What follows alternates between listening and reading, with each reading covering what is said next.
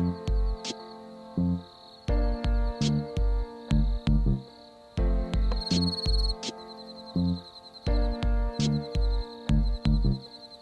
y'all.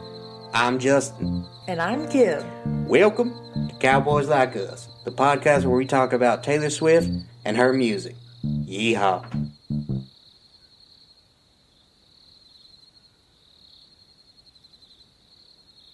Hello, and welcome back to Cowboys Like Us, the only podcast recorded to 8-track tapes and then converted to cassette and then to CD and then to MP3 and then put on the internet. This way, we ensure the highest quality for your audio listening experience.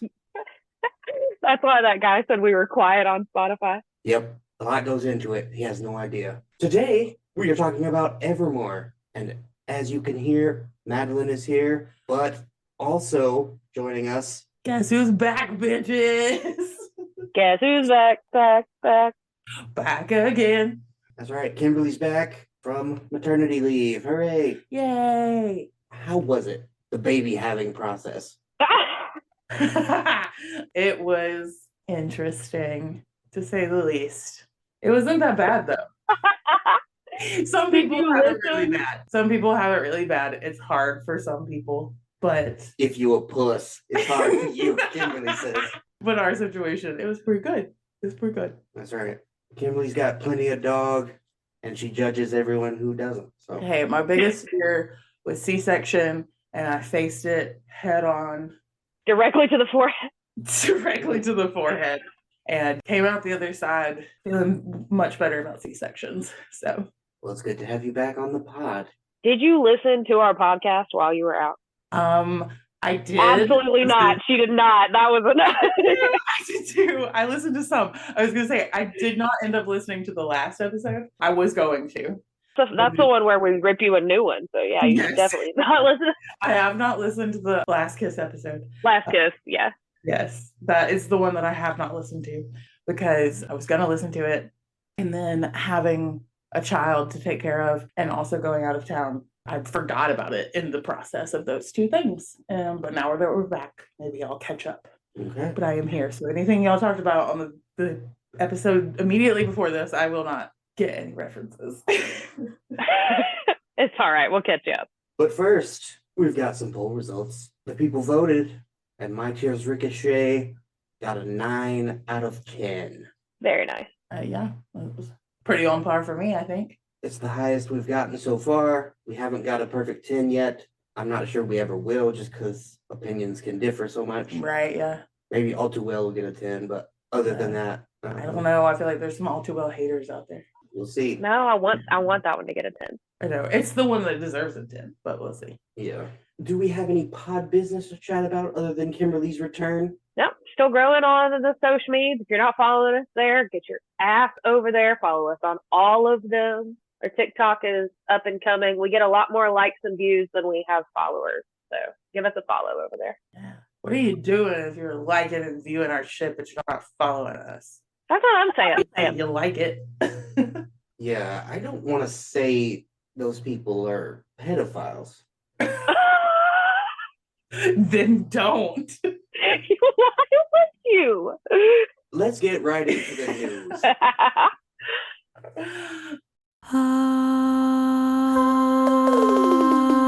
News from around the Taylorverse. Melbourne, Australia. Oh, yeah, that's how you say it. Melbourne. Melbourne. Yeah, Taylor's in Australia 2 weeks. Yep, she started out in Melbourne.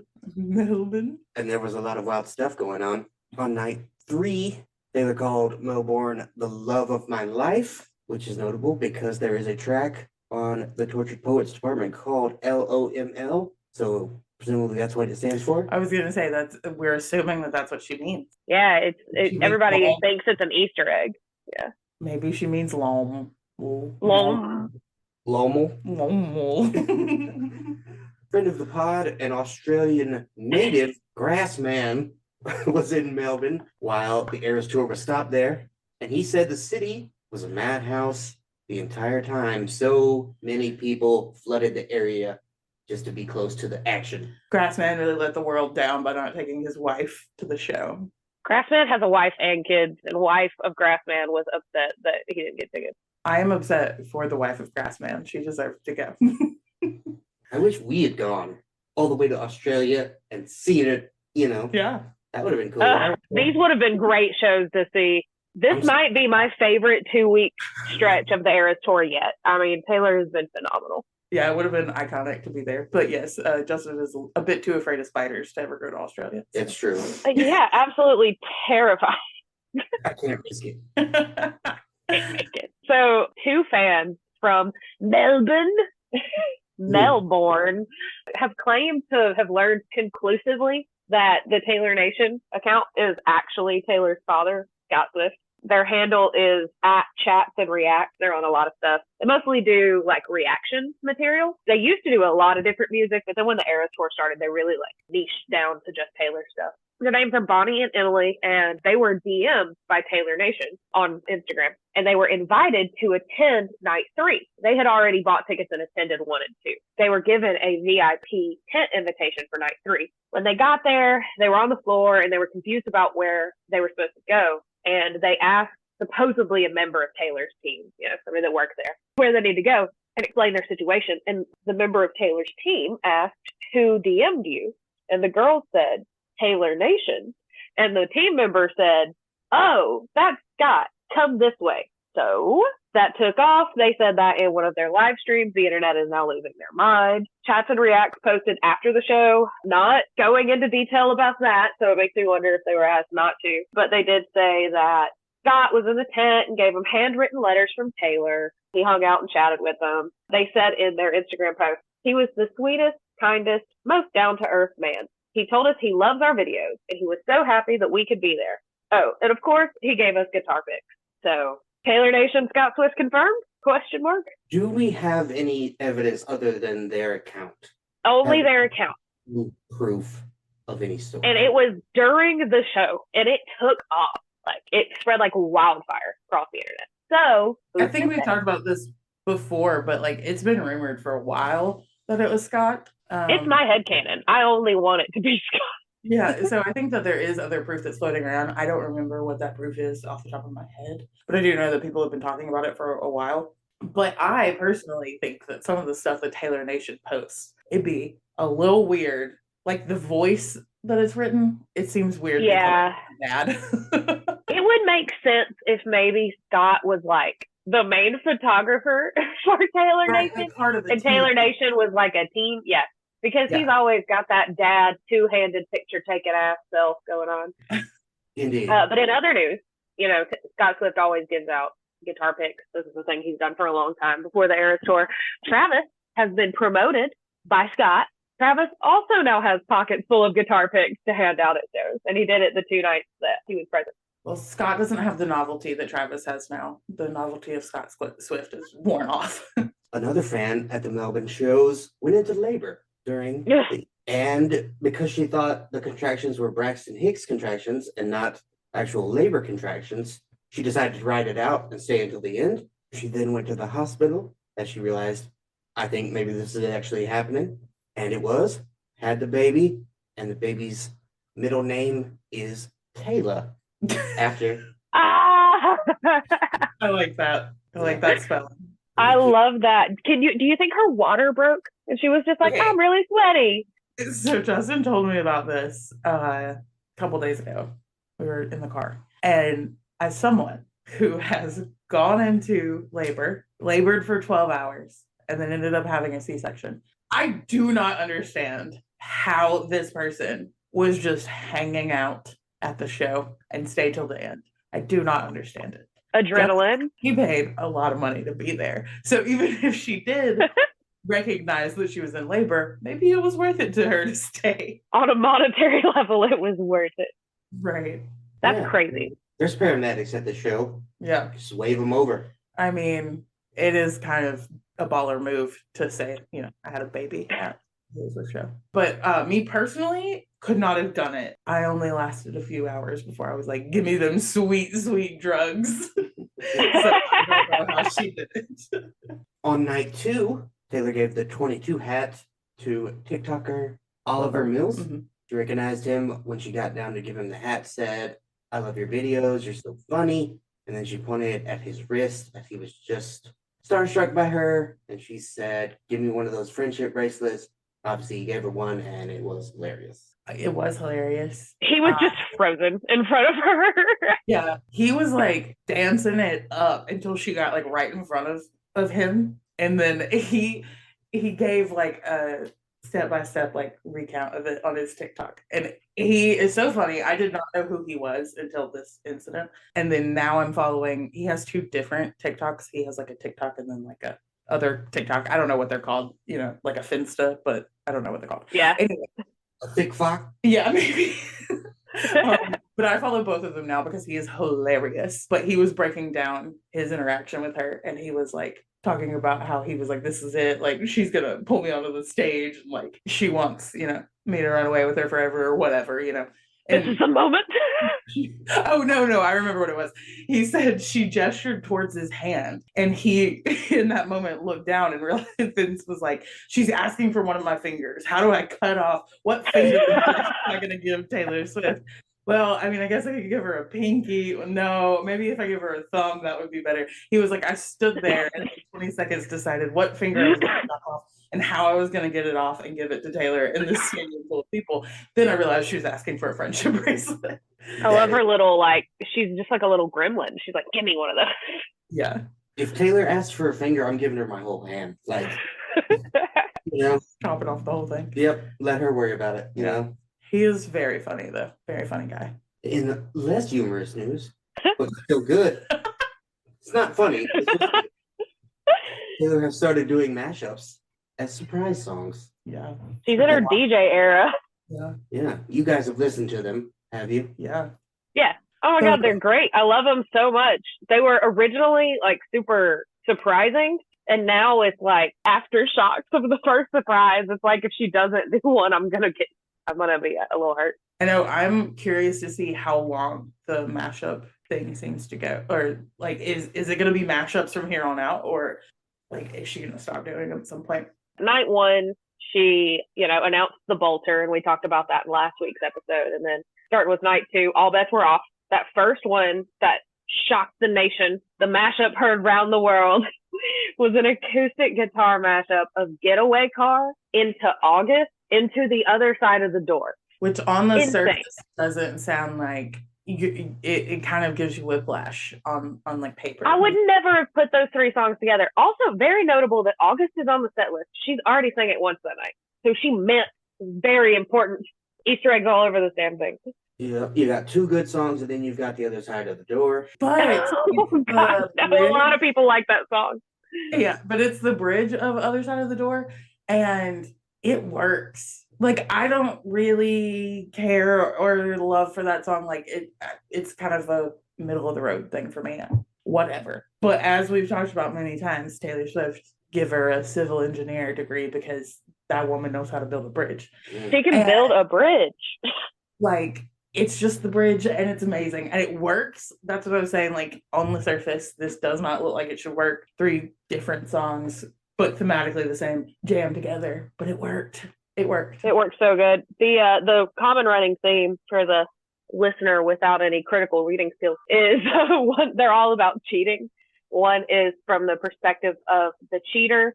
One is the other person, and one is the person being cheated on. So people are saying that Joe Alwyn should be very scared. Yeah, all of these mashups, I put it in the Cowboys group chat earlier, but all of these mashups, if they are any indication of what is going to be on TTPD, which it seems like that's what she's pointing at, Joe Alwyn needs to go into hiding for the rest of his life. Just go ahead and change your name, maybe get facial reconstruction, and run away. Hide your kids and hide your wife, because we're gonna find you.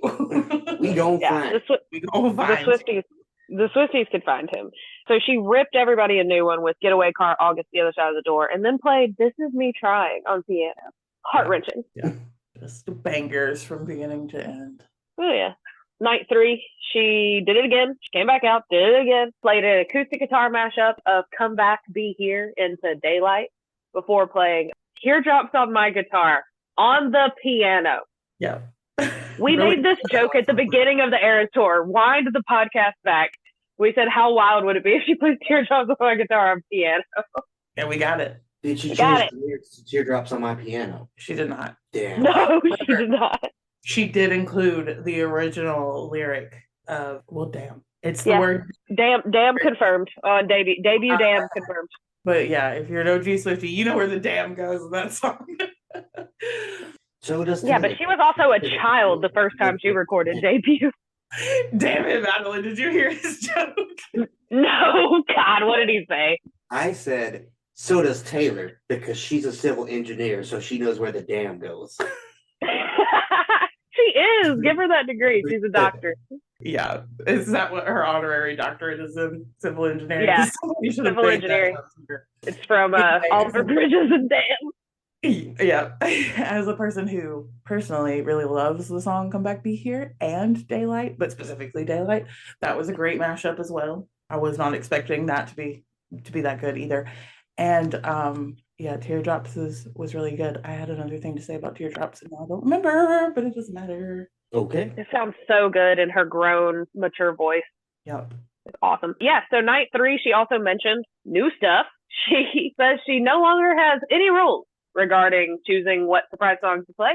They can be repeated, they can be mashups, songs that are already on the set list, whatever, she doesn't care. She also rambled right here and said something to the effect of like, I don't want to take any paint colors out of the paint box. And then she said, I don't want to take any tools out of the toolbox. You know the I forget what she called it. She didn't say metaphor, but she was like, you know, Turn of phrase. I'm getting at. And I was sitting there watching it going, no, I genuinely don't know, Taylor. That's not a saying. Yeah. Rules really. No, that's a big Kim energy, though. Yes, exactly. Rules really do eat her panties. They do. She's just like you for real, Kim. She is just like me. I love her for that. I'm gonna start saying I'm not gonna take any colors out of the paint box. Taylor's a ding ass, just like us. Oh no, I haven't been on the podcast since I have a new saying. A Kimism. A Kimism. Is that what we're calling them?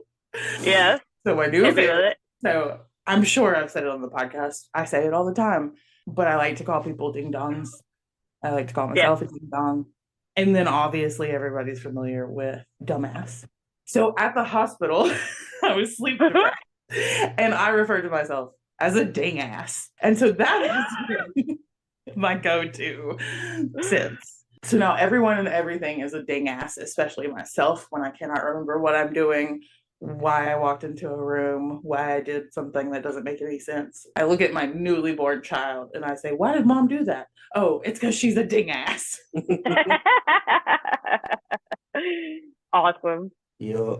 And then, after Taylor finished up her Melbourne shows, she moved on to Sydney, also in Australia. Sydney. Yeah. Sydney. There are at least 2 cities in Australia confirmed. We know that now. We did not previously. There may be more. We cannot say. I was going to say, I'm very familiar with 4, and that's it. I can name 2 others. Taylor and the team spent some time exploring Sydney ahead of the shows. She was spotted going out to dinner with Sabrina Carpenter, who was opening for her in Australia. You love to see it. Taylor and the team were spotted visiting the Sydney Zoo and checking out some of those terrifying ass Australian animals. I hope they don't have spiders at the zoo. Probably not. They fed a... Oh, they definitely do. Yikes. I wouldn't want to go see them. Oh, yeah. Terrifying animals? Yeah, for sure. Keep them far from me. But Taylor... I can't believe, like, I would not, I mean, okay. My heart loves Steve Irwin, right? Mm-hmm. I don't think I could bring myself to be going to some Australia zoos. Those are scary places, full of scary things. I want to see koalas. Yeah. You know, kangaroos, wallabies, all that fun stuff. But the spiders and shit is right out. All the bugs. If that's any zoo for me, though. I don't want to go in the reptile rooms and the snake. Mm-mm. All of that stuff is out. I want the species of animals. I'd go see the dingoes, you know. They're cool. The ding asses. The dingoes. The dingoes. Mm-hmm. Man, those kangaroos could take you out. That's true. I wouldn't put it past Justin to challenge a kangaroo to a fight. After I got it, Foster's, you know, Australian for beer. And then me and the kangaroo will dance. I was gonna say, all it would take was someone looking at Justin and being like, "You wouldn't fight that kangaroo," and then he'd be fighting the kangaroo. Yep, pop my shirt off, jump over the side. All it takes. We're I going. think we could do it if it was just. Do something. I think we could pull it off if it was just like us and Justin. But if Justin's brother is there, he's fighting the kangaroo.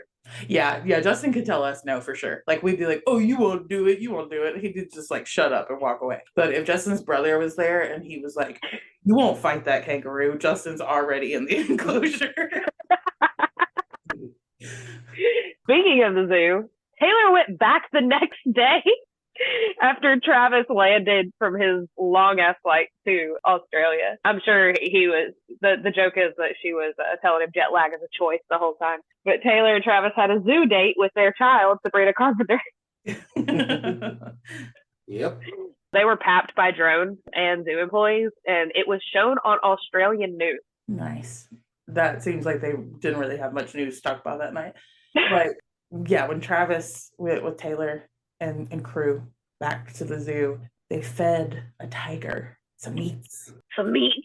The meats. Yeah. That's scary. I like that. Yeah. A mural of Taylor has been painted on Crown Street in Sydney. It features Taylor wearing a large gold 87 necklace and looking very intense. 87 famously Travis Kelce's number. No, you don't say. If anybody that was traumatized by the old show America's Next Top Model, in that mural, Taylor looks like she's smizing. Oh, hell yeah. That is the mural. Go look it up. You'll know exactly what I'm talking about. She's smizing. Yeah, I have not seen the mural, but as soon as you said anyone who's familiar with America's Next Top Model, I was like, where the hell is this going? No, you're with me now. You know exactly what the mural looks like. Yes, I am very familiar. Taylor announced yet another Tortured Poets Department variant. This one is called the Albatross Edition. Yeah, it's a slightly darker shade, just like Kim was calling. Like I said, Kim's Clown Corner last time. Yep, they're going to do the Spectrum. I'm so ready. There's so many options for what the spectrum could be. It could include rep. It could not include rep. It really just depends. But I do like the color spectrum theory. But I have also seen a lot. Madeline and I have been tagging each other back and forth on a lot of TikToks today. But specifically, all of the things of like an albatross doesn't like flies for 6 years before landing. Taylor and Joe were together for 6 years. There's a whole thing about the Albatross Hotel versus the Bowery Hotel. Yeah, absolutely. There was an unrequited love and a fire. Yeah. On Coney Island. It's crazy how all of these are just pointing to the fact that Joe Alwyn is about to have his ass ripped out and handed to him. Yeah, Albatross also has several literary references, which of course she's got to be referencing because it's the Tortured Poets Department. So, I mean, he's shit out of luck, my guy. Rhyme with Ancient Mariner, Samuel Taylor Coleridge. You know, absolutely, yep. Albatross represents, goodness, innocence. He kills it. Look at there. And then he's cursed forever. Yep. Yep, that's one of them. On a lighter note, the less Joe Alwyn, more Travis Kelce. Travis went and visited Taylor in Sydney, and they went to the zoo, and he went to 2 shows. But after those 2 days, he has already flown back. He had more post Super Bowl shenanigans to attend in his own work life. He brought one of his buddies. Why can't I think of his first name? His last name's Travis. Ross Travis? That sounds right. Anyway, he brought one of his buddies because everybody was like, Taylor kept bringing her crew. You have also got to bring your crew. You need to step up. She showed up for you. You need to show up for her. So he showed up, brought his buddy, wore and passed out friendship bracelets, passed out guitar pick. At the end of the show, we got footage of him backstage high-fiving all of Taylor's dancers and band members and stuff. And the joke is that he's sitting there going, good game, good game, good game, good game, good game. Yeah, I'm telling you, he doesn't know anything else. He's like, this is what you do at the end of a performance like this. His buddy is the one that Taylor like hangs out with the most in the boxes at the games and stuff. His name is either Ross or Russ, but I think it's Ross. I just know that his last name is his best friend's first name, so they're meant to be. Really funny. I had an uncle briefly whose first name was my last name. Yes. But he married into the family, so he wasn't name. He was named That's wild. Last name. Right. Yes. We did go visit some of Justin's family to introduce the baby to to them. And that uncle was briefly mentioned a few times in conversation to me by the aunt who married him. And I was confusion for 0.5 seconds because I did forget that he existed. Yeah. And I was like, what are these words that you're saying to me? And then I was like, oh, that was a person. Yes.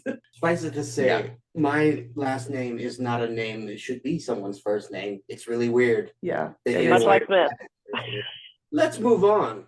Katy Perry attended one of the city shows, as did Blink-182. Now, Madeline, you put Blink-182 in there. Did the whole band come? I saw Mark Hoppus there. It was a group of them. It wasn't the entirety of Blink-182, but it was a group of them and some kids. I was gonna say, if Travis Barker showed up at a Taylor Swift concert, I don't think it was Travis Barker. Let me look at who all went. But the joke I saw online was that like 65% of the Blink-182 and band visits Taylor Swift. Okay, that makes more sense. Because I was gonna say Travis Barker would be exiled from the Kardashian family almost immediately. Presumably Tom was there also, but I didn't see it. Yeah, probably. And the surprise song mashups continued in Sydney. Yeah, she can't stop, won't stop. She's in her DJ era. Night one was super interesting because there was a rain delay to the show. There was some inclement weather, so they had to postpone the entire show by an hour. Meaning, Sabrina Carpenter, because of the local noise ordinances and things, they had to cut the opener. Sabrina Carpenter wasn't able to perform. So people were paying attention to her. Like cameras were paying attention to her in the VIP tent. She was up there with Travis and them. And she left the tent about 45 minutes into the show, into Taylor's set. And there's footage of her and like crew taking her away. And everybody was like, why is Sabrina leaving? And like some people were saying that she was dissing Taylor. And everybody else was like, no. No, wait, she's going to come out for surprise songs. And she did. It was really awesome. Taylor played How You Get the Girl on guitar before she went over to the piano, invited Sabrina up, and she and Sabrina sang White Horse into a Coney Island mashup. And if you know anything about Sabrina Carpenter and have seen her earliest YouTube days before Disney, there is footage of her at 9 years old singing White Horse, and people are lining it up with her singing White Horse with Taylor now, and I cry. I was gonna say it'll make you cry. It will make you cry. It's so good. But it was also really cool of her to, because Sabrina did not get to perform that first night in the stadium arena. Yep. Night two, we got double mashup. So double drop confirmed, double mashup. She played an acoustic guitar mashup of Should Have Said No into You're Not Sorry, Debut and Fearless, before playing another mashup on piano of New Year's Day into Peace, wrapped into folklore. Which I also, when I heard New Year's Day into Peace, I was like, that's not going to work. But it does. And it's also like, it was the when I listened to it, it was the moment when I was like, oh, I wouldn't better put his running shoes on because this album is going to rip him a new one. Yeah, slightly shoehorning some Gaylor theory into here. People say New Year's Day and Peace are both about Carly Claw, and that it's a Gaylor's wet dream that she played them as a mashup. Yeah. More Easter egg notes, though. Should Have Said No and You're Not Sorry are both track 9. And New Year's Day and Peace are both track 15. So everybody's like, September 15th? What? As soon as you said that, that's where my brain went. You were like, exactly. I'm track 15. And I was like, so what's happening on September 15th? You're a clown like the rest of us. Yeah, I don't like this place that my brain lives. I don't like this.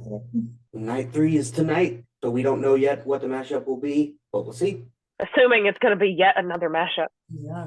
Yep, and I think it may be safe to assume that. I was going to say at this point, I feel like it's pretty safe until we get to the next stop on tour, which is Singapore. Is that right? I believe that's correct, but I don't know. I haven't looked past my own nose this week. Speaking of noses, Taylor has won a bunch of awards this week. What? That's a perfect segue, and I will not be taking notes on it at this time. And breaking records. First off, Cruel Summer is now Taylor's longest running top 10 single on the Billboard Hot 100. It will not drop out of the top 10. It just keeps staying in there.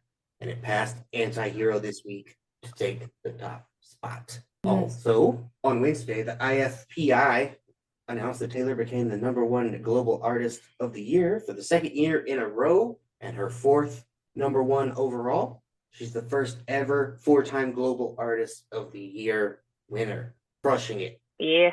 Somebody else has won 2 in a row, like one other person. So she joined them in that, but she's the first ever with 4. And she won 4 People's Choice Awards. She was nominated for 5. She won Concert Tour of the Year for the Eras Tour, Pop Artist of the Year, Social Celebrity of the Year, and Female Artist of the Year. She's now the most awarded artist in People's Choice Awards history with 20 wins. And when you Google search Taylor Swift, golden heart emojis cascade up the screen to commemorate her win. Yeah, Google and Taylor have been really close this past year, haven't they? Yeah. Taylor is a Google PSYOP confirmed. Confirmed. The Tortured Poets Department. You've heard of it. You haven't heard the songs. None of us have. But one day we hope to. One day. Taylor said that if you refuse to remember long titles, you may just call it Tortured Poets.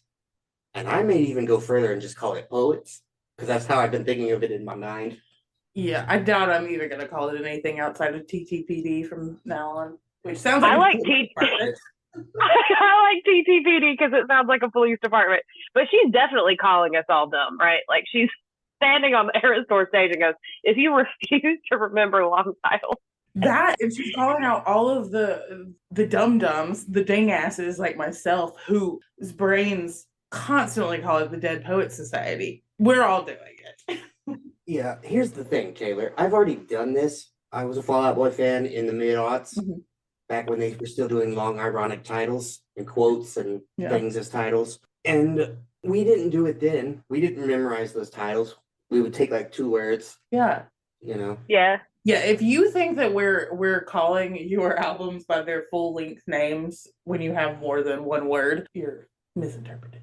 Because true. The one that has 2 words being speak now, we call speak later because we're assholes. Yeah. More TTPD clownery. Fans have noticed that the text appearing on the back of the 3 vinyl variants that we've gotten, people say it seems to be pieces of erasure poetry, or also known as blackout poetry. I kind of had this thought myself before I saw it online, but there are more qualified people talking about it online that I was able to listen to their theories. This art is when a poet erases or removes words from a block of text.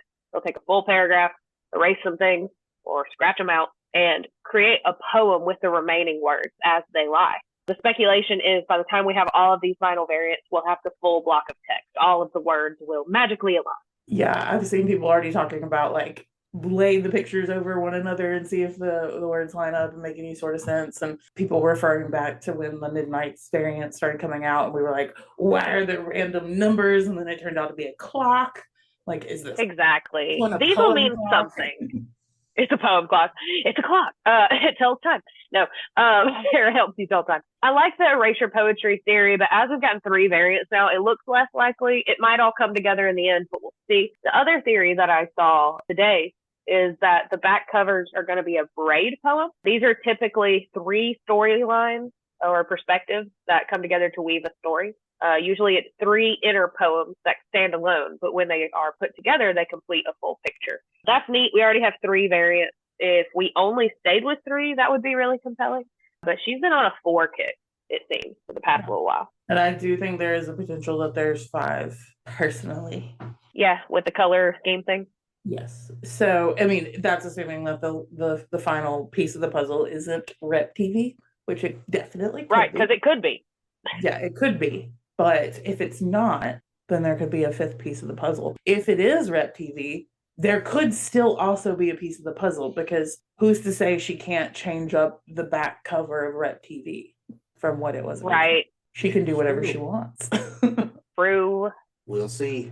In other news, Taylor Swift may have given up on London, but London hasn't given up on her. Is that better? That was a lot better. London Immediately fumbled I it. was going to say he was so proud of himself that he fumbled it. Immediately. Got me again. London's Victoria and Albert Museum is looking for a British Swiftie to serve as their superfan advisor who can help curate Taylor Swift collections for them. The V&A specializes in art, design, and performance, so they're an art museum more broadly.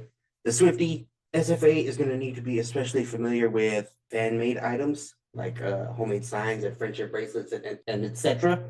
That's what they're currently focusing on. The museum already has superfan advisors for Pokemon cards, Lego, something called Toby Jugs, and Gorp Core clothing. I assume those last two are just super British things. I was gonna say, please, can someone tell me? Either of you know what the fuck Gorp Core is?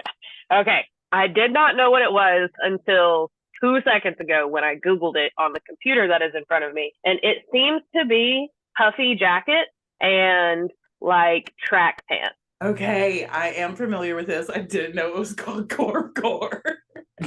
It seems to be paired with or without a beanie. Some people are doing the beanie thing. Some people are not doing the beanie thing. But it seems to be puffer jackets. And like North Face is seen several times here. North Face in Columbia. So.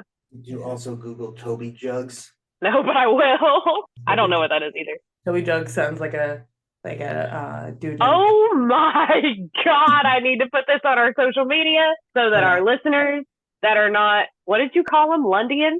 That are not Lundian. Oh my, I'm going to take a picture of this and send it in the group chat. But just so for our listeners, for the visually impaired, so the Toby Jugs are absolutely terrifying. I will put them on our social media for sure so that people can see them. And I've also shared a picture of them to the Cowboys Like Us staff chat for your viewing, Justin and Kim.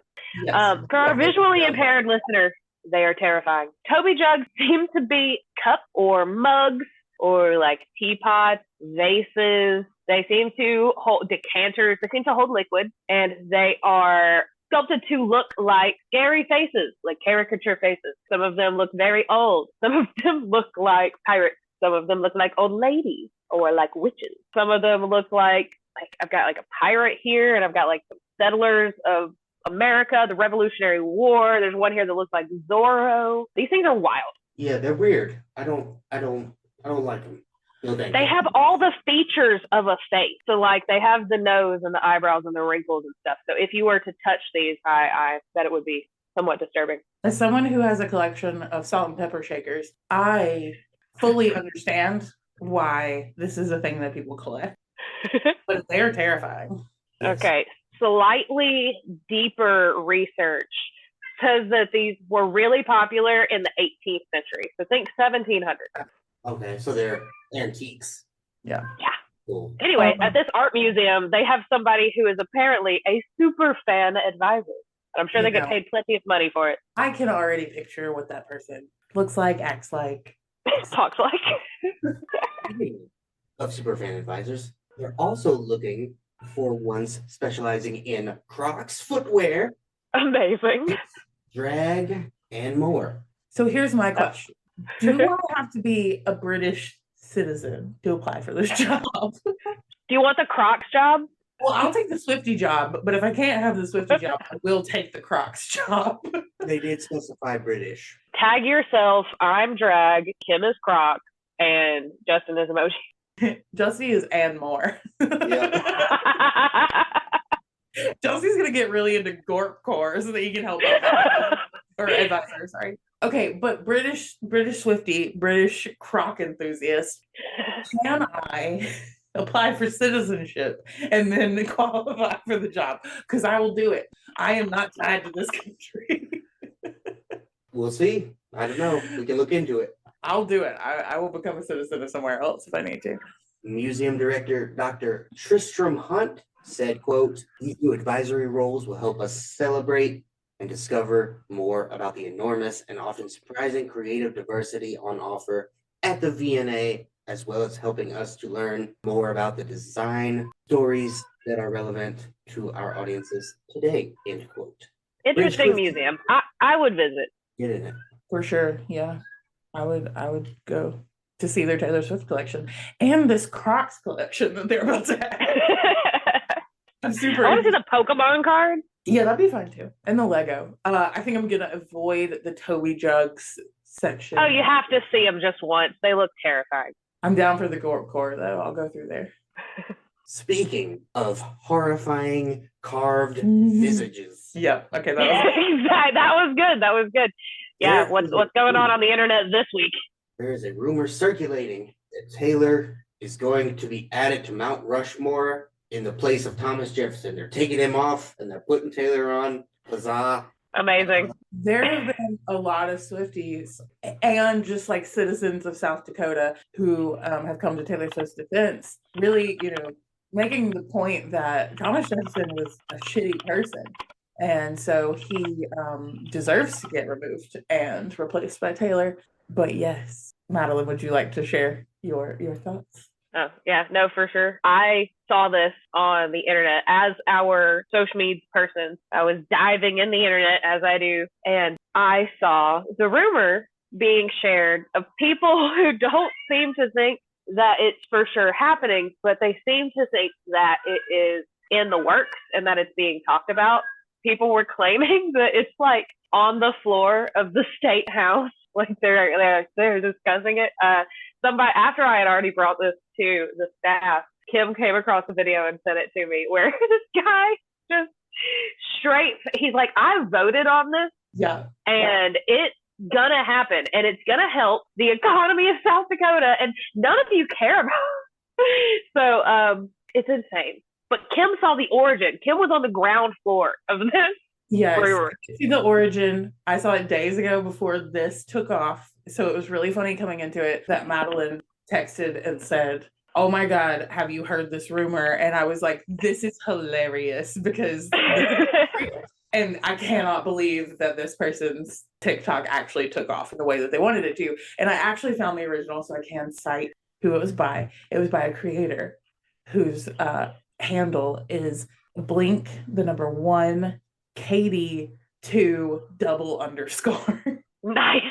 So it was started by her. She got on TikTok and made a TikTok saying, how does one start a celebrity rumor? How do you get it off the ground? How do you get it going? Because I want to start a rumor that Taylor Swift is being added to Mount Rushmore strictly just to piss off conservatives. I want it on Fox News. I want it to blow up. So how do I get it to blow up? I want it to be like, it's helping the South Dakota economy. Like, that's why we need it, whatever. So people got into the comments and started telling her, you should write an article and start spreading it around. You should create a petition. You should do this, that, and the other. And so it seems that all of the Swifties and just the internet trolls who wanted to see the conservatives have a bad time hopped on the train. Indeed. And thus far, no major news outlet, including Fox News, has bought into it. Yeah, I do think it's a little too easy to find her TikTok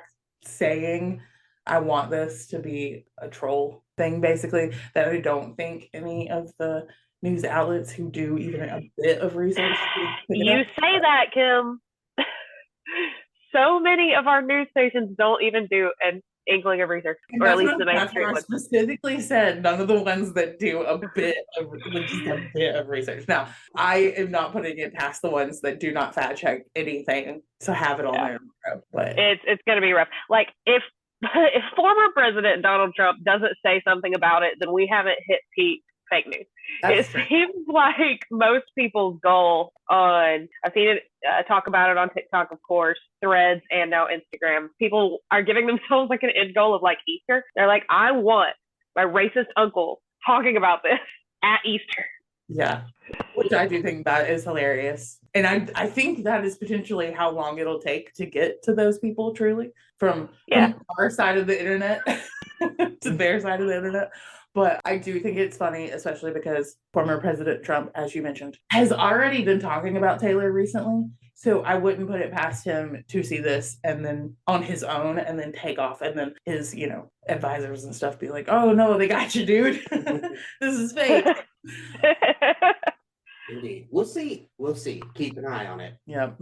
Let's move on to Short Watch time. Short Watch. On the Billboard Artist 100, Taylor is still number 1. Undisputed champion of Earth. On the Billboard Hot 100 singles chart, Cruel Summer dropped 2 spots. It's now at number 6. And Is It Over Now stayed put at number 18. On the Billboard Top 200 albums chart, 1989 TV is up 2 to number 6. Lover is up 2 to number 7. Midnights is down 3 to number 8. Folklore is down 2 to number 16. Reputation down 5 to number 20. Speak Now TV down 1 to number 26. Evermore down 6 to number 32. Red TV down 5 to number 33. Fearless TV up 7 to number 56. And 1989 Stolen for the third week in a row rose 2 spots to number 63 this time. I need people to get out of here with that noise. Why? All I'm saying at this point, it's no judgment, but if you still listen to 1989 Stolen, you're a fake fan. That's all. That's all it is. You heard it here first. I don't disagree. Because the Taylor version is right there. It's just better. Yeah. It's better. It's better. It's made by Taylor and Jack. Like, yeah. If you're listening to it, you love Scooter Braun. Hot take. And that should be taken as an insult. I hope that hurt your feelings. Refer back to the My Tears Ricochet episode for details. Kimberly, since you are back, is the Clown Corner also back? No. Okay. Not this week. There's not, any fun swishery to go along with Evermore necessarily. And we have a lot of news. So yeah, and we've touched on a couple of clowny things. Yes. But yeah, coming soon. There will be some trips to the corner. Don't worry. All right. Well, then for now, let's just move on to the song of the week. Evermore was originally released on the album of the same name in December of 2020. It was written by Taylor Swift, William Bowery, aka Joe Alwyn. Boo. Fuck him. And Justin Vernon, aka Bon Iver. Yay! Woo!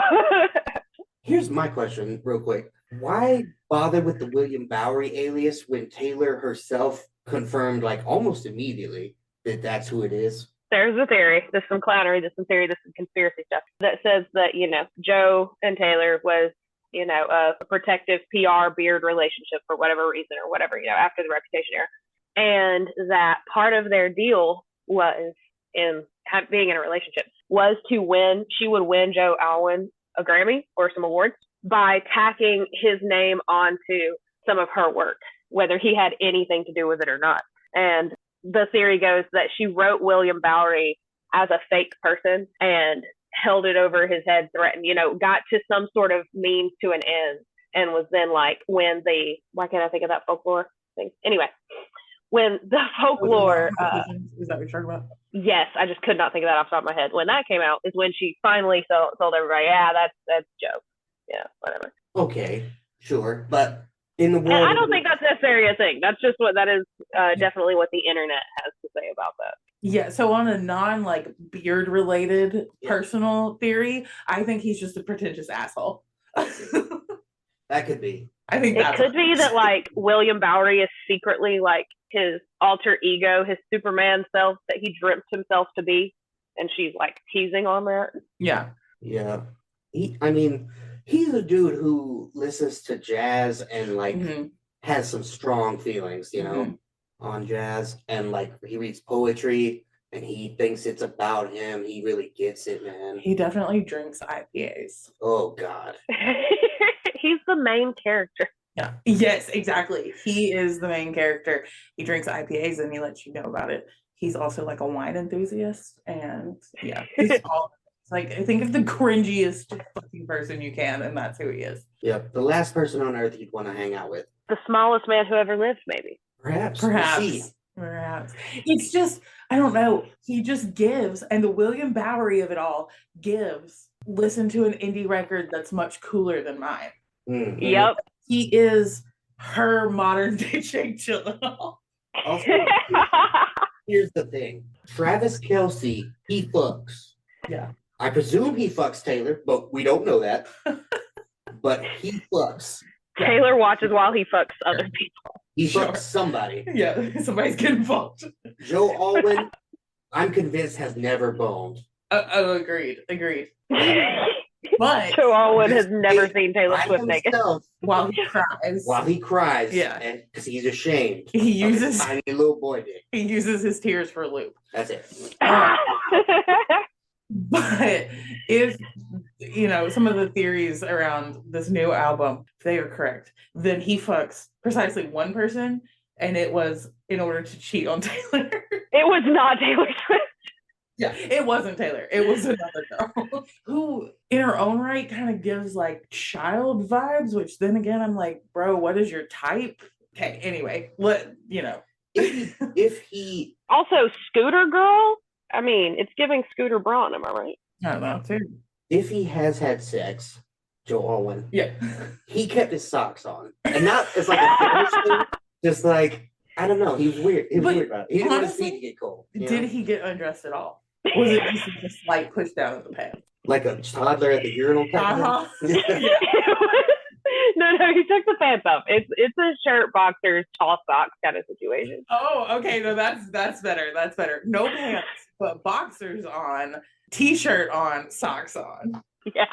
Like basically ready to go to bed, but let's just get In the dark with the lights off. dark for sure. Yeah, where God can't see our sin. I was gonna say in the dark, or either like every single light around is on and it's over in 30 seconds. 30 seconds. No matter what. Yeah. I think he might perform a little bit longer in the dark. Guys, guess what? We're supposed to be talking about Evermore.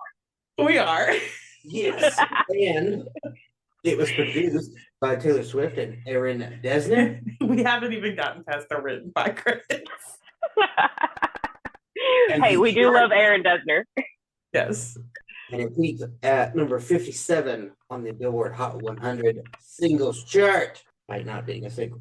What has Taylor said about this song? A lot. Spoiler alert. A whole lot. All right, I'll kick it off. There were sort of a double meaning to the months and the feelings that are mentioned. One of the meanings is that I wrote this song and these lyrics when we were coming up to the election, and I didn't know what was going to happen. I was almost preparing for the worst to happen and trying to see some sort of glimmer at the end of the tunnel. The song goes through walking in the forest barefoot in the middle of winter, or standing on a balcony and letting the icy wind just hit you, and you're catching your death. And then in the last chorus, the person goes inside and is finally warm and safe. It's about sort of the process of finding hope again, but it's also reflected back to an experience that I had that was pretty life-altering when I went through a bunch of bad stuff in 2016. July, November, during all of those times, I was just taking it day by day to get through, trying to find a glimmer of hope, all of that. So I was coming from both of those perspectives. We wrote it exactly the same way that we wrote Exile, where Joe wrote the piano. I based the vocal melody on the piano and we sent it to Justin, who then added that bridge. Joe had written the piano part so that the tempo speeds up and it changes. The music completely changes to a different tempo in the bridge, and Justin really latched onto that and just 100% embraced it and wrote this beautiful story of the clutter of all your anxieties in your head, and they're all speaking at once. When we got the bridge back, I wrote this narrative of when I was shipwrecked, I thought of you, that sort of thing, where there was a beacon of hope, and then in the end, you realized the pain wouldn't be forever and that it could get better. So, yep, a lot of stuff to say. So good. I love it. I feel like everything she said really comes across in the song, but we'll get to that in the lyrics. Certainly will. But first, let's hear what the critics have to say. Entertainment Weekly said, a musical representation of love bringing someone back from the brink, with Justin Vernon's ghostly wail rising from the increasingly tumultuous music and ultimately serving as Swift's anchor. That is the best read I've ever done of anything in my life. Good job. The best popcorn read you've ever done. I'm going to call my middle school English teacher. The Independent said, it expresses what many of us felt about 2020.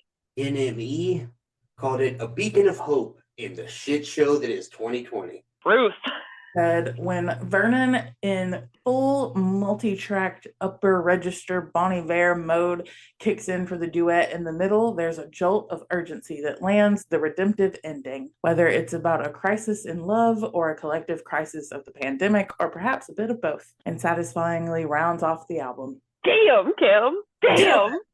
Nailed it. Tyler's Tea Time says, this Bon Iver collaboration isn't nearly as good as Exile. It's impossible not to compare the two songs. I'm sorry. The Marquette Messenger disagrees with Tyler and says it is impossible, not to love this song. Highlight called it more watered down and not as emotionally intense as Exile. Wow. The Utah Statesman said, I got goosebumps while listening, and Vernon's falsetto is just as great as his lower register. The Utah States. Yeah, it didn't mention Taylor, just talked about Bon Iver, but it's okay. I believe the Utah Statesman is the student newspaper of Utah State University. Oh, interesting. Okay. Statesman, get it? Yeah. Yeah. On to the fan reception. Do the fans enjoy it? Rob Sheffield. Big boy, Rob. Big boy. Number 35 out of 243 songs. Nice. Said Taylor's title tracks are usually bangers, but Evermore is a pensive piano mediation. No, meditation. Damn it. I couldn't go 3 for 3. No, I looked ahead. That's what got me. Meditation. Sorry. Where she sits alone by the fireside, trying to figure out how it all went so wrong. We know Tay grew up a hardcore Def Leppard fan, so it's no surprise the piano here echoes Hysteria, their saddest and most proto-Swiftian hit. She sang a fantastic Hysteria with them on CMT in 2008. Bon Iver's Justin Vernon joins for the call and response bridge. Yeah, that just seems like facts, Rob. That's not an opinion, Rob. That's just a fact. Yeah, this doesn't seem like an opinion, Rob. I liked the callback to Def Leppard, though. You can really see that in the piano, and I had not considered it before, but now that he said it, I can't unsee it. Yes, he finally made a reference, an allusion to another artist. That kind of makes sense. That makes sense. Yeah, good job, Rob. Good job. I'm gonna get one eventually. And then r/Taylor Swift in their Evermore Survivor ranked Evermore the song the 9th best out of 17 tracks on Evermore Deluxe. Bottom half. It is. I really like this song and this album. It has several high-ranking songs on it for me, so I don't know if it'd be in the bottom half, though. It wouldn't for me, but we'll get to that. First, let's go to lyrics. Verse number 1, Gray November, I've been down since July, motion capture, put me in a bad light. I replay my footsteps on each stepping stone, trying to find the one where I went wrong, writing letters addressed to the fire. So, stepping stones. We know from My Tears Ricochet that Taylor has a thing for stones as a metaphor, a thing to talk about, right? This time she's using them to refer to her life, time, decisions she's made. Where did she step off the path and into the sad, lonely wilderness? Was it something she did, or did it just happen to her? Playing it over in her mind, trying to figure it out. And then the final line of the first verse is my favorite. Writing letters that she can't or she won't send ever. I've done that as a therapeutic exercise. A therapist advised me to do it once. Write letters to the people that have wronged you that you wish you could send, but ultimately would not be productive to do that, and just get that out. It's a weird time trying to do that. I guess I'm just too messy, messy bitch who lives for drama. But I want the people to know the mean things I'm writing about them. Yeah. I need them to hurt like I've hurt. I feel that. Publish it. No, that's also one of my favorite lines in the whole song. And I have a lot of favorite lines in this one, but writing letters addressed to the fire is chef's kiss. Yep. Hooks you into the song. Onto the chorus, and I was catching my breath, staring out an open window, catching my death, and I couldn't be sure. I had a feeling so peculiar that this pain would be for evermore. This cold air actually caused illness other than hypothermia when it's really, really cold. My mom used to get on me about that. Don't go outside when it's cold, and if you do, you got to wear a jacket, because if you don't, you'll catch a cold or, pneumonia, and you'll die. Right. But the common cold is a virus. Yeah. You don't get it from just the weather, surely. It very much seems like the same of like, you can't swim until 30 minutes after you've eaten because you're going to drown and die. Yeah, I never understood that one. No, it's not a thing. It's just people. Yeah. Like moms didn't want to have to go immediately back out after lunch and watch you in the pool, so they just made up some dumb shit. I see. Or it's like having the dome light on in the car while you're driving. It's not illegal, kids. Do it to your parents and tell them it's not a law. You're not going to get pulled over. You're just whiny. Although, use your own judgment. You're the one who knows your dad. And if he's going to flip out and pull the car over and beat your ass bloody, You should Maybe don't do it. Yeah. But maybe if you feel like you could take your mom, do it to her. That's pretty funny. No, what I was fact checking was about the cold thing. I wanted to see because I knew there was a correlation with cold and illness, but I didn't think it was about being cold, and it's not. You can't get sick other than hypothermia or frostbite just from being cold, whether it's like being cold inside or being cold out in the cold winter air, like Taylor's referencing here. But significant populations of people are significantly more likely to be sick when it is cold outside because humans flock inside and then we're just spreading our germs on each other. I see. Yeah. I'm from Alabama, so hypothermia was never something I needed to worry about. Really. So my mom was just on some bullshit. Again, I think it's just a thing that like people are told over and over and over again. So then when they're adults and they have children, they say it to their children too, and they don't know what they're talking about. Indeed. But when you're grieving or you're depressed, it can seem like you always have been and always will be. It's hard to remember that things were better once and that they can be better again. I definitely have struggled with depression at times in my life, and I can tell you that's a true feeling. Your brain lies to you, and it tells you that this is how it's always been and always will be. Life sucks and it's going to forever. Mm-hmm. But it isn't so, as Taylor learns later in the song. Spoiler alert. Verse number 2. Hey, December, guess I'm feeling unmoored. Can't remember what I used to fight for. I rewind the tape, but all it does is pause on the very moment all was lost, sending signals to be double-crossed. Madeline, we just heard the tiniest meow come from your side. I'm sorry, it was Scully. No, it's fine. It was just so funny. Dulce was talking. There was just like the softest, just meow.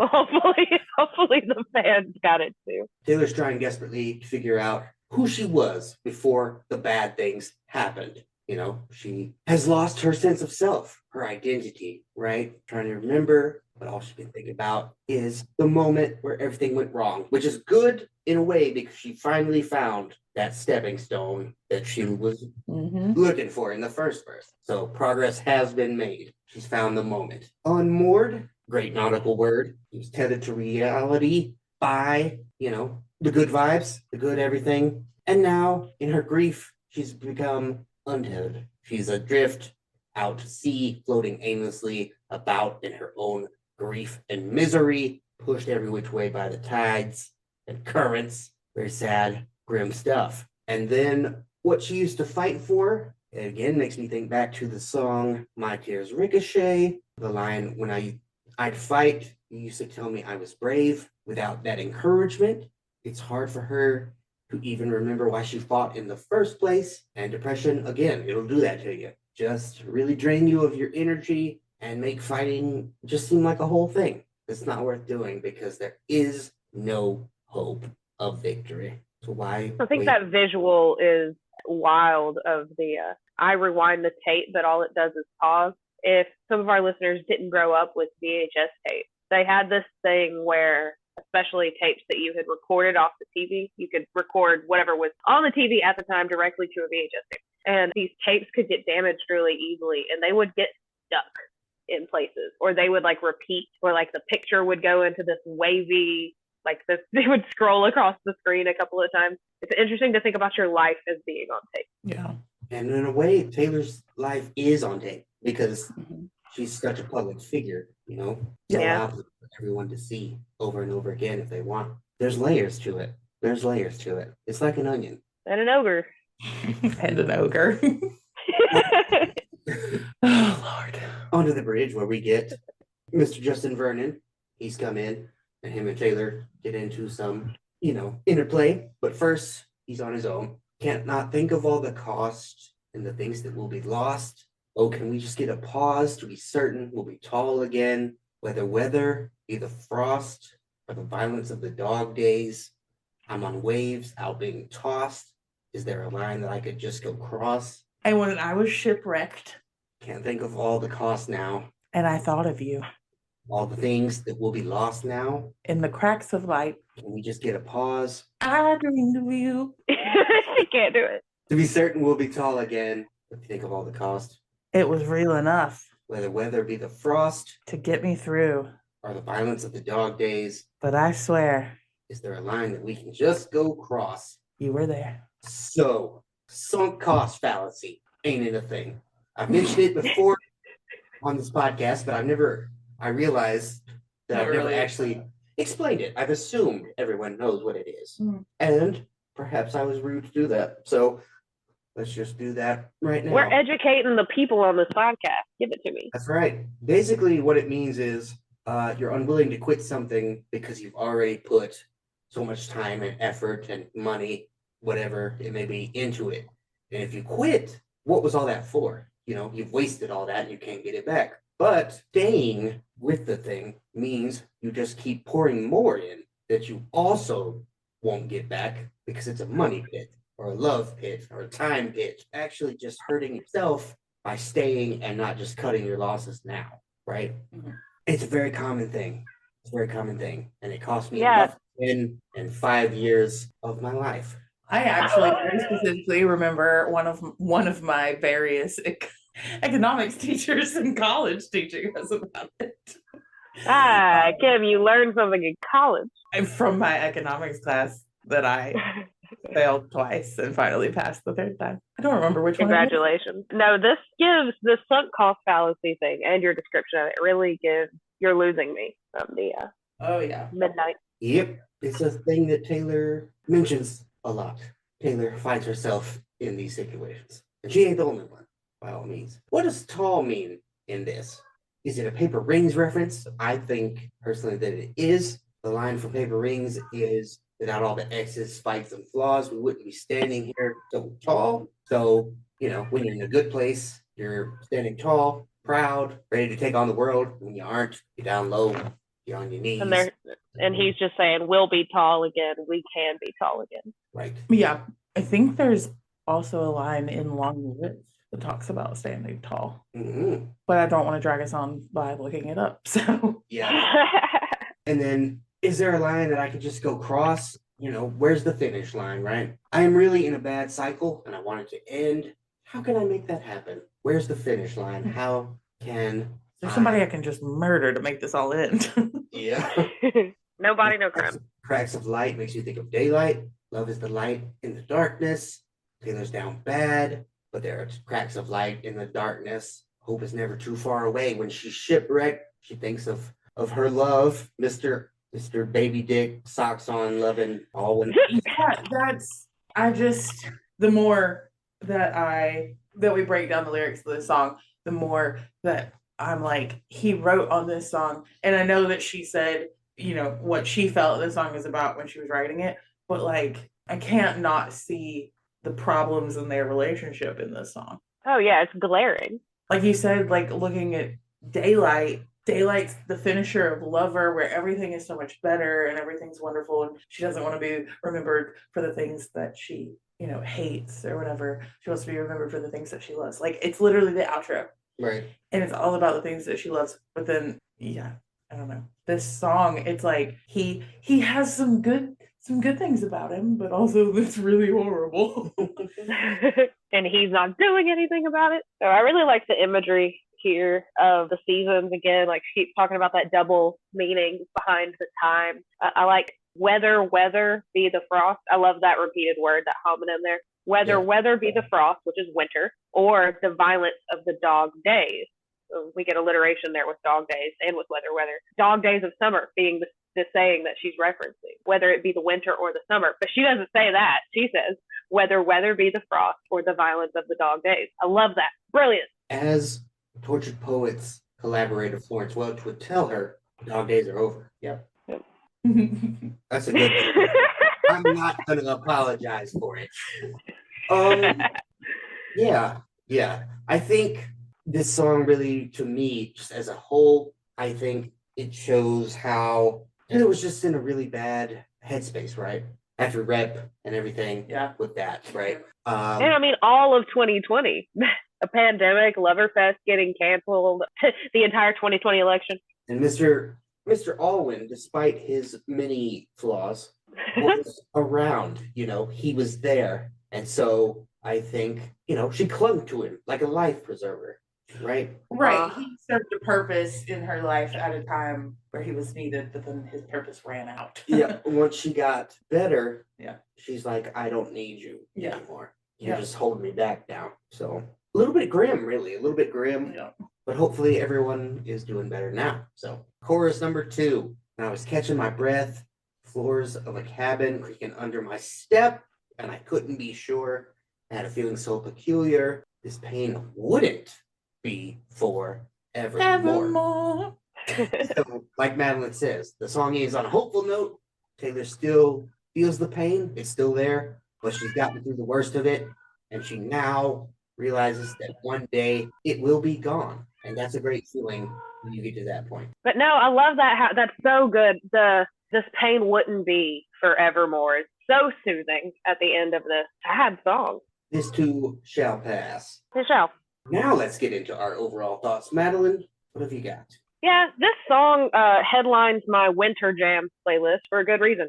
It feels like winter time to me in the best way. It's melancholic and winding, much like those cold, dark months. Taylor's voice is gorgeous. Justin's voice is low and smooth and only serves to complement the entire tone of the song. I absolutely love it. Kimberly? I'm gonna be honest. When I was reading your thought, I quickly skimmed it. The first line, and my brain read, "This song headlines Winter Jam," and I was like, incorrect. No, What? it does not. For those of you who are not from the East or the Southeast, Winter Jam is a concert series that Kim and I both attended in our youth, and the namesake of my Winter Jam's wintertime playlist. Yeah, specifically winter religious Christian rock. Christian, yeah. Stuff, yeah. Music. Yeah. Much like Exile, if you refer back to that episode, I don't really think this song out a whole lot. Maybe it's my distaste for William Bowery, because it's not a bad song. I don't think it's a bad song.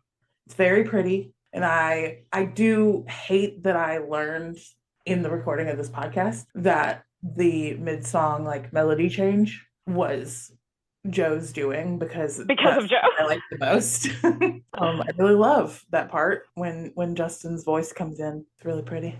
All right. Well, for me, this song is one of my favorites on Evermore. Definitely top 5 at worst, I think, for me on Evermore. I love the whole thing. It gets stuck in my head a lot. The bridge is just bananas. Bananas. Justin and Taylor sound so good together. I think his use of the falsetto in this song, as compared to his deeper register in Exile, I think pairs a little better just in terms of harmony. But like we talked about in Exile, it was intentionally clashing. So, but I think it sounds cool. But it is proof. Yeah, it is proof that, like, in comparison to Exile, like, that was on purpose. But they can harmonize. Right. And their voices do work together, unlike Taylor and old Gary.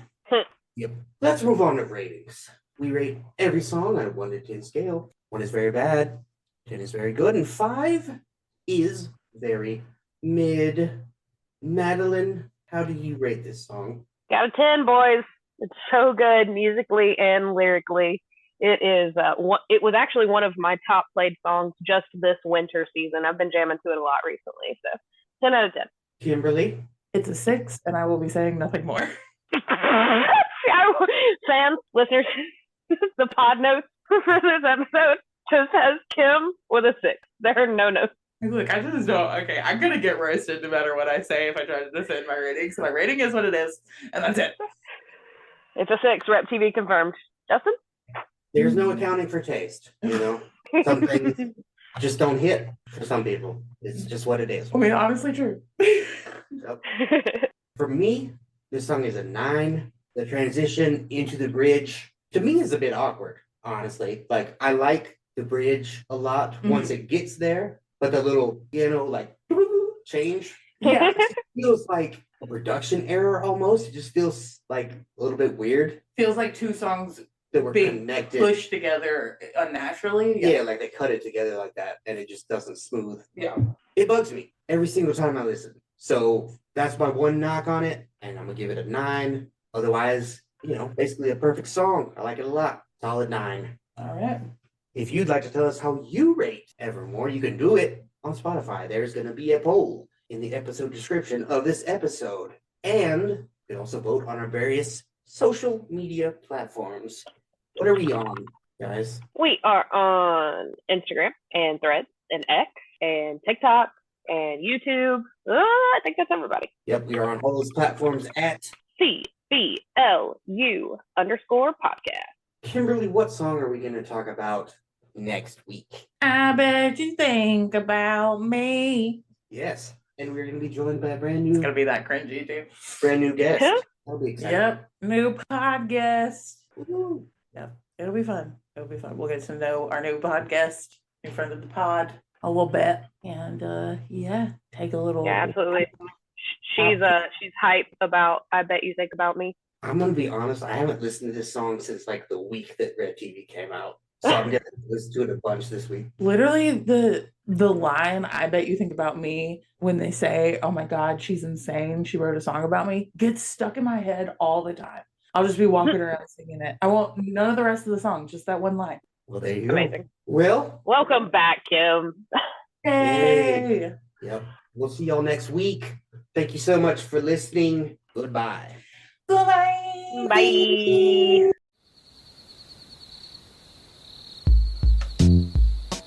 Pod Gremlin Maybe here. Thanks for listening to Cowboys Like Us. Follow us on all platforms at CBLU_podcast. You can find us on Instagram, X, the zombie Twitter, TikTok, and Threads. We're now posting our episodes on YouTube. Head over there and like and subscribe. All of these links can be found in our link tree in the episode description. Thanks for supporting the pod. Y'all come back now, you hear?